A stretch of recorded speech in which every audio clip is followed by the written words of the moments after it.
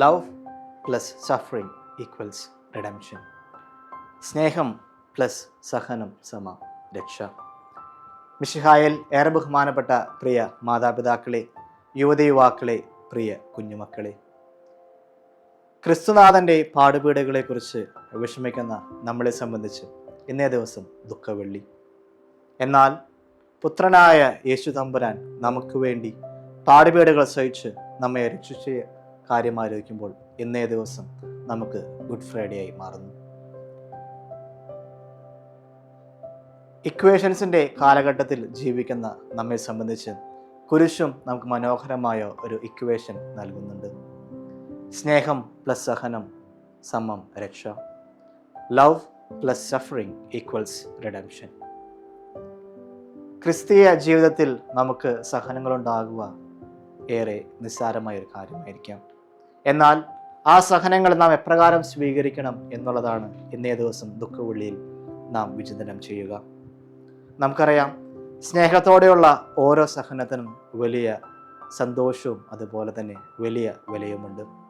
അത് തന്നെയാണ് ക്രിസ്തുനാഥൻ കാൽവരിയിലെ കുരിശിലും നമുക്ക് പകർന്നു തന്ന രക്ഷയുടെ പാഠം. ഒരിക്കൽ ഒരമ്മ തൻ്റെ കൈക്കുഞ്ഞുമായി ബസ്സിൽ യാത്ര ചെയ്യവേ പെട്ടെന്നുണ്ടായ ബസ്സിൻ്റെ ബ്രേക്ക് പിടുത്തം മൂലം ഡോറിലൂടെ തെറിച്ച് നിലത്ത് വീണുകയുണ്ടായി. രക്തത്തിൽ വാരിപ്പുണർന്ന ആ അമ്മയുടെ മുഖവും അതുപോലെ തന്നെ ശരീരവുമെല്ലാം കണ്ട് ആൾക്കാർ ആകെ ഭയന്നു. എന്നാൽ ആ അമ്മയെ സംബന്ധിച്ച് അതൊന്നുമല്ലായിരുന്നു ആ ദുഃഖത്തിൻ്റെയും അതുപോലെ തന്നെ വിഷമത്തിൻ്റെയും കാര്യം. ആ അമ്മയാകട്ടെ തൻ്റെ നെഞ്ചോട് ചേർത്ത് പിടിച്ചിരുന്ന കുഞ്ഞിന് എന്തെങ്കിലും പറ്റിയോ എന്നുള്ള ഏറെ വിഷമവും സങ്കടവുമായിരുന്നു. ഇത് തന്നെയാണ് ക്രിസ്തുനാഥൻ കാൽവരിയിലെ കുരിശിൽ കടന്നുകൊണ്ടും നമ്മെ പഠിപ്പിച്ചത്. സ്നേഹത്തോടെയുള്ള സഹനത്തിനെല്ലാം വലിയ വിലയുണ്ടെന്നും അത് നമ്മുടെ രക്ഷാപ്രദയാണെന്നും ക്രിസ്തുനാഥൻ കാൽവരിയിൽ നമുക്ക് പഠിപ്പിച്ചു തന്നു. ഇതേ ഇക്വേഷൻ തന്നെ നമ്മുടെ ജീവിതത്തിലും നാം അപ്ലൈ ചെയ്യുകയാണെങ്കിൽ ജീവിതത്തിലെ ചെറുതും വലുതുമായ എല്ലാ സഹനങ്ങളും ഏറെ സന്തോഷത്തോടു കൂടി നാം സ്വീകരിക്കുകയാണെങ്കിൽ അതിന് രക്ഷയുടെ ഒരു പ്രതിച്ഛായ ഉണ്ടെന്ന് ക്രിസ്തുനാഥൻ നമ്മെ പഠിപ്പിക്കുന്നു. ഇത്തരണത്തിൽ ക്രിസ്തീയ ജീവിതം രക്ഷയുടെ ജീവിതമാക്കുവാൻ ഈ ഫോർമുല നമുക്ക് ഉപയോഗപ്പെടുത്താം. ഓർക്കുക, love plus suffering equals redemption. അതുപോലെ തന്നെ ദുഃഖവെള്ളിയുടെ ഈ വായനകളിൽ ചില പ്രതിഭാസങ്ങളും ചില ശബ്ദങ്ങളും നമ്മെ ചില ഓർമ്മപ്പെടുത്തലുകൾ നടത്തുന്നുണ്ട്.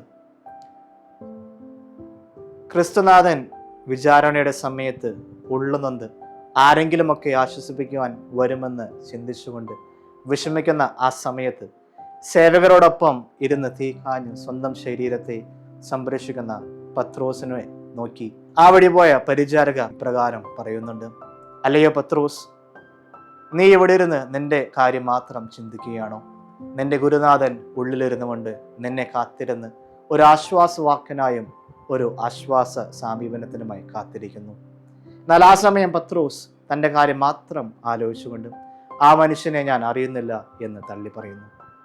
ഇതേപോലെ തന്നെ പീലാത്തോസിന്റെ ഭാര്യയായ ക്ലൗഡിയായും ആളുവിട്ട് ഇപ്രകാരം പീലാത്തോസിന് ഓർമ്മപ്പെടുത്തുന്നുണ്ട്: ആ മനുഷ്യനെ നിങ്ങൾ ഒന്നും ചെയ്യരുത്. ആ മനുഷ്യനെ പ്രതി സ്വപ്നത്തിൽ വളരെയധികം പാടുപീടുകൾ ഞാൻ സഹിക്കുകയുണ്ടായി. എന്നാൽ ഈ രണ്ട് സ്ഥലങ്ങളിലും അവരുടെ തെറ്റ് മനസ്സിലാക്കാതെ, തെറ്റ് തിരുത്തലിൻ്റെ ഒരു താക്കീത് നൽകിയപ്പോഴും അതെന്താണെന്ന് മനസ്സിലാക്കാതെ അവിടുന്ന് മുന്നോട്ട് പോകുന്നു. നമ്മുടെ ജീവിതത്തിലും പലപ്പോഴും നാം തെറ്റായ ദിശയിൽ നയിക്കുമ്പോൾ ഇപ്രകാരം ദൈവം നമ്മെ തിരുത്താനായി ചില വൈദികരിലൂടെയോ ചില സന്യസ്തരുടെയോ നമ്മുടെ മാതാപിതാക്കളിലൂടെയോ അതുമല്ലെങ്കിൽ നമ്മുടെ ബന്ധുമിത്രാംഗങ്ങളിലൂടെയോ പ്രായമായവരുടെയെല്ലാം ഇത്തരത്തിലുള്ള താക്കീതുകൾ നൽകുന്നുണ്ടാകാം. എന്നാൽ ഈ താക്കീതുകൾ നമുക്കൊരു മുന്നറിയിപ്പാണെന്ന് മനസ്സിലാക്കാതെ തെറ്റ് തിരുത്താതെ നാം മുന്നേറുകയാണെങ്കിൽ നാമും മറ്റൊരു പീലാത്തോസോ അതുമല്ലെങ്കിൽ യേശുവിനെ തള്ളി പറയുന്ന പത്രോസുമായി മാറുന്നുണ്ട്. തുടർന്ന് കാൽവരിയിലേക്ക് നാം പോകുമ്പോൾ കാൽവരിയിലെ ആ കുരിശുകൾക്കും പറയുവാനുണ്ട് ഒരു RRR കഥ. ഇടത്തെ വശത്തെ കള്ളനാകട്ടെ ക്രിസ്തുവിൽ പോലും കള്ളനെ കണ്ടെത്തിക്കൊണ്ട് താൻ ചെയ്ത തെറ്റ് എന്താണെന്ന് മനസ്സിലാക്കാതെ ക്രിസ്തുവിനെയും പരിഹസിച്ചുകൊണ്ട് നീ ദൈവപുത്രനാണെങ്കിൽ നിന്നെയും ഞങ്ങളെയും രക്ഷിക്കുക എന്ന് പരിഹസിച്ച് അവിടുത്തെ കുരിശിനെ ക്രോസ് ഓഫ് റിബലനാക്കി മാറ്റുകയാണ്. പ്രതികാരത്തിന്റെ കുരിശായി അവിടുന്ന് ആ കുരിശിനെ മാറ്റും. എന്നാൽ വലതുവശത്തെ കള്ളനാകട്ടെ, കുരിശിൽ കിടക്കുമ്പോഴും ക്രിസ്തുവിന്റെ ഹൃദയം കവർന്ന ആ നല്ല കള്ളൻ മറ്റേ കള്ളനെടുത്ത് ഇപ്രകാരം താക്കീത് ചെയ്യുന്നുണ്ട്. നാം ചെയ്ത തെറ്റുകൾ എന്താണെന്ന് നമുക്ക് നന്നായി അറിയാം. എന്നാൽ ഈ മനുഷ്യനാകട്ടെ യാതൊരു തെറ്റും ചെയ്തിട്ടില്ല. തൻ്റെ തിന്മ എന്താണെന്ന് തിരിച്ചറിഞ്ഞുകൊണ്ട് മറ്റുള്ളവരിലെ നന്മ കണ്ടെത്തുന്ന നല്ല കള്ളൻ. ഈ കള്ളനാകട്ടെ തൻ്റെ കുരിശിനെ അനുരഞ്ജനത്തിൻ്റെ കുരിശാക്കി മാറ്റുന്നു. The cross of reconciliation. അവസാനമായി ഈ രണ്ട് കള്ളന്മാരുടെ മധ്യേ നമ്മുടെ രക്ഷകൻ തന്നോട് തെറ്റ് ചെയ്തവരോട് പോലും ക്ഷമിച്ചുകൊണ്ട് താൻ ചെയ്യാത്ത കുറ്റങ്ങൾ മറ്റുള്ളവർ ആരംഭിച്ച ആ സമയത്ത് പോലും അവരോട് ആത്മാർത്ഥമായി ക്ഷമിച്ച് സ്നേഹിച്ച് തൻ്റെ കുരിശിനെ രക്ഷയുടെ കുരിശാക്കി മാറ്റുന്നു. The cross of redemption. നമ്മുടെ ജീവിതത്തിലും കുരിശുകൾ വരുമ്പോൾ നാം എപ്രകാരമാണ് കുരിശുകളെ സ്വീകരിക്കുന്നതെന്നും ഏത് മനോഭാവത്തോടു കൂടിയാണ് കുരിശുകളെ സ്വീകരിക്കുന്നതെന്നും എന്നേ ദിവസം നമുക്ക് ചിന്തിച്ചു നോക്കാം.